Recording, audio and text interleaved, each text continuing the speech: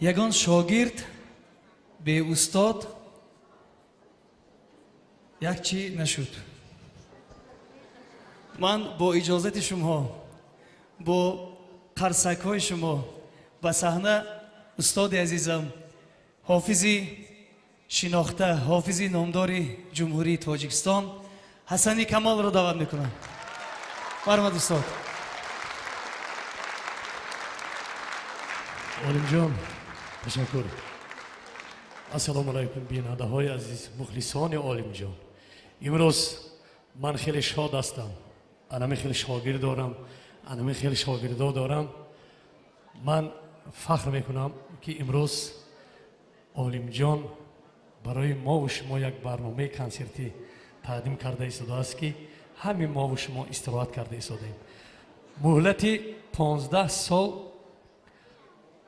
عالم جان علکه مخلص خود را پیدا کرد. بهترین ترانه ها و من برای عالم جان قله های بلند سند را تمنا دارم.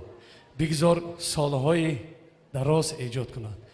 من بار دیگر از نام کل حافظان انسامبل صدای سوخت به این عالم جان عمری دراز، سلامتی، مخلصان زیاد پیدا کن. سلامت باش.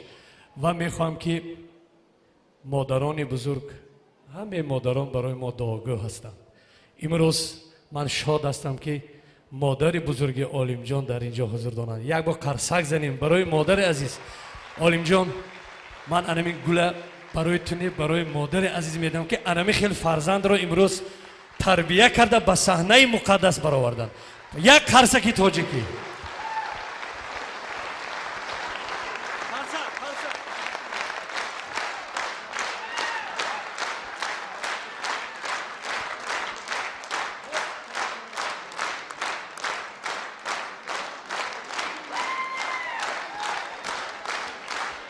تشکر استاد، خوش آمدید. تشکر، رحمت.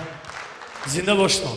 انکن من همراه عالم جان یک ترانه میخوانم. رقص زیبا، رقص زیبا را ببین. موج دریا، موج دریا را ببین.